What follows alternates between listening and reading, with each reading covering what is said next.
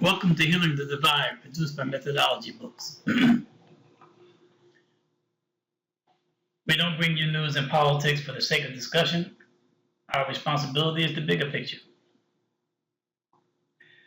I posted sometime last week a quiz asking if anyone knows the connection between Gil Scott-Heron and President Joe Biden. Gil Scott-Heron was a famous, great black poet and musician, someone who dedicated his life to bringing message music. He could have been one of those regular musicians who just played music and had people shake and dance and become a millionaire, whatever the case may be. He dedicated himself to trying to raise the consciousness of the people in time. And many people understood Public Enemy to be like an heir to Gil Scott-Heron because of the dedication to bringing messages in their poetry and music. I attended concerts with Gil Scott-Heron and with Public Enemy, and the first thing I can tell you all is that the majority of the people that I would find at their concerts were white Americans. I want to give you a look at the dynamics of Gil Scott-Heron so you can get a full idea of how seriously important this person was in history and how dedicated he was to the cause of black people in America or African Americans.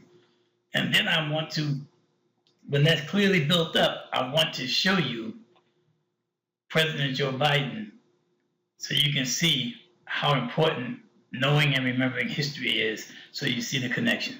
Discuss are not partisan politics in terms of Democrat or Republican. I am a member of the Common Sense Party. He was dropping heavy loads on people who weren't necessarily always on the same wavelength, but he wanted them to get there. You know what I'm saying? And so creating an avenue for people to understand things that you know their situation might have them look at with a different lens, that you know the system might have them look at with a different lens. Scott-Heron's radical space was in his music. Many of the topics he covered were considered highly subversive at the time, so he took a new and revolutionary approach to his commentary. I have believed in my convictions and have been convicted for my beliefs, conned by the Constitution and harassed by the police.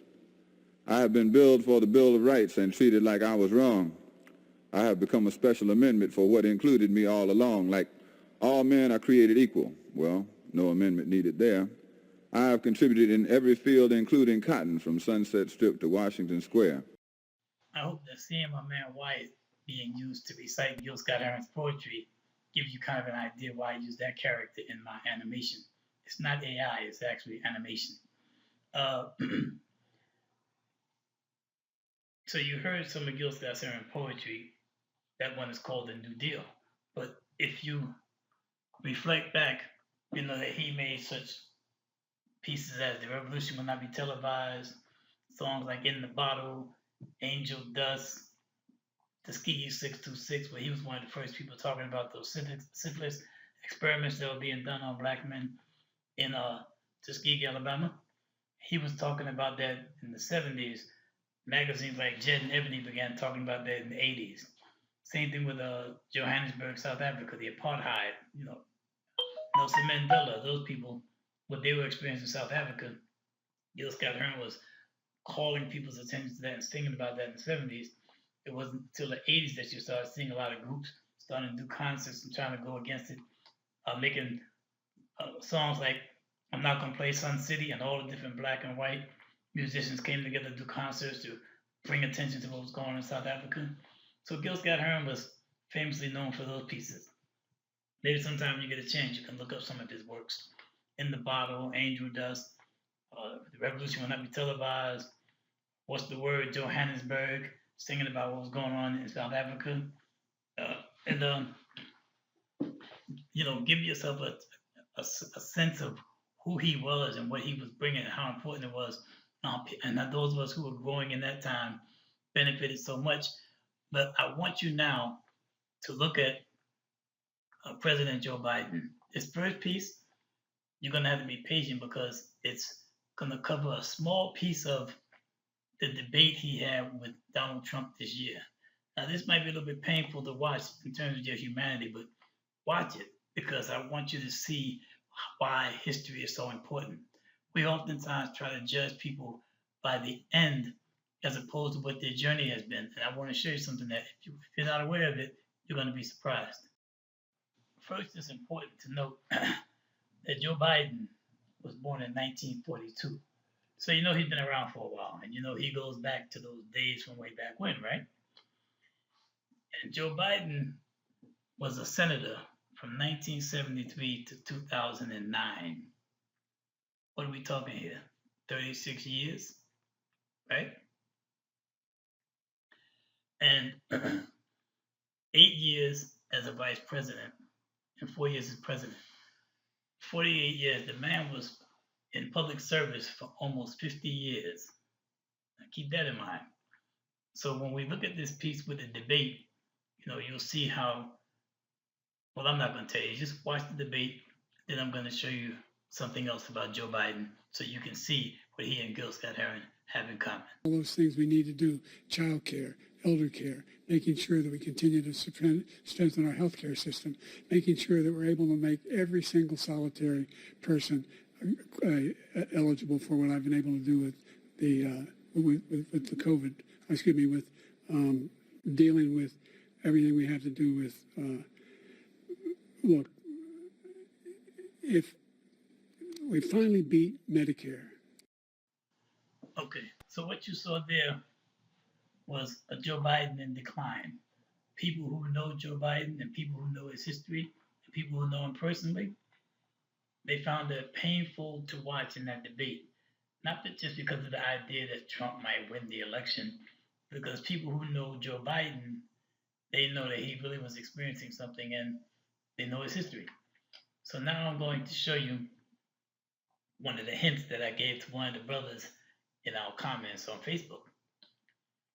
The thing that's a hint to give you an idea of the connection between Joe Biden and Gil Scott-Heron, the thing that gives you a hint is this album cover by Gil Scott-Heron and Brian Jackson called From South Africa to South America. I'm sorry, From South Africa to South Carolina. That's the album that has his famous piece called Johannesburg, where he's singing about apartheid South Africa, where in South Africa, where Nelson Mandela was in prison for 27 years, the majority of people there, as it is in Africa, are black people.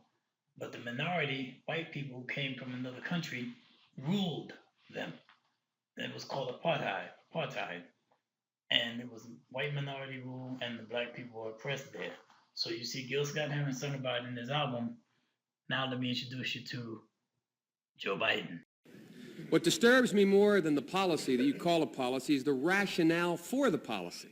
The rationale for the policy. You set out 4 principles that you adhere to, and then and I will go over them in a moment. Then you say on page 14, we must not become part of South Africa's problem. We must remain part of their solution. We must not aim to impose ourselves, our solutions, our favorites in South Africa. Damn it, we have favorites in South Africa. The favorites in South Africa are the people who are being repressed by that ugly white regime. We have favorites. Our loyalty is not to South Africa, it's to South Africans. And the South Africans are majority black, and they are being excoriated. It is not to some stupid puppet government over there. It is not to the Afrikaners regime. We have no loyalty to them.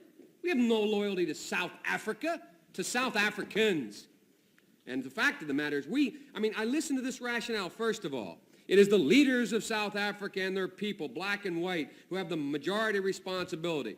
They must rise to it. Well, they are rising to it. They're rising to it. The only thing left available to them with that repulsive, repugnant regime of Afrikaners there. And it's the only way they have. They've tried everything for the last 20 years. They begged, they borrowed, they crawled, and now they're taking up arms. The second thing, progress toward peace requires a timetable. Timetable, elimination of apartheid. What's our timetable? What are we saying to that repugnant regime?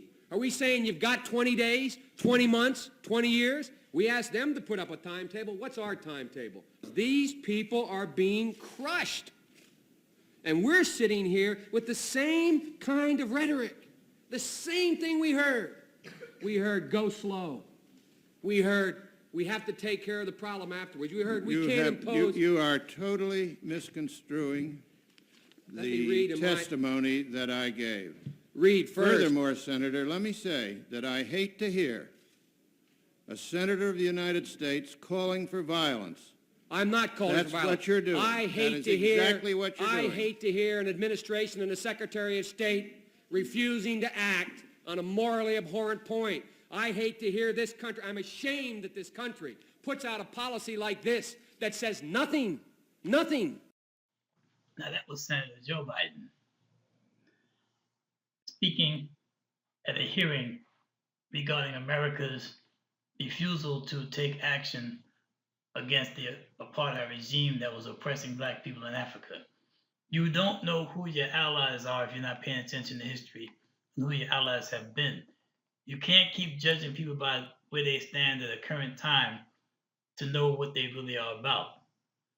You have to understand the time that Joe Biden was in when he was taking the position he was taking. So I say to African Americans, to black people, and I say to white Americans who stand for good, I have said time and time again that America's situations, all issues have always been divided between two groups of white Americans. White Americans who care about nothing but themselves, who are racist and everything else, and white Americans who care about good and who try to have a situation where people live and let live. And when it was about the Native Americans, when they called them Indians, you had white people that had no problem massacring and abusing them, and you had white people who tried to help them. The evil white people would call them Indian lovers, but with that derogatory name. Same thing that happened with the Chinese workers who work in the railroads. Same thing happens with slaves, and up until this day, black Americans, all of these people, all these issues of woke, CRT, all these different things that are divided, it's always been white Americans who have been the allies of the people who are oppressed. You have to make alliances. Even Harriet Tubman, we celebrate how she didn't lose any people on her Underground Railroad. But a lot of those railroad stops were white American people's homes and churches and things like that. So I'm saying, I wanted you to see this example of how two distinctly different people, if you're looking at it from one angle, actually were fighting for the same cause. So the connection between Gil Scott-Heron and Joe Biden is that they both were trying to make a case for America getting involved with helping to stop what was going on to those black people in South Africa. And eventually, when the world got involved and America got involved, it happened. Everybody who were entertainers and performers, they got together and said, we're not playing Sun City. Nobody would entertain. Nobody would do anything to cause commerce or benefits to South Africa. They had the yield. They let Nelson Mandela out of jail finally, and he became the president of South Africa.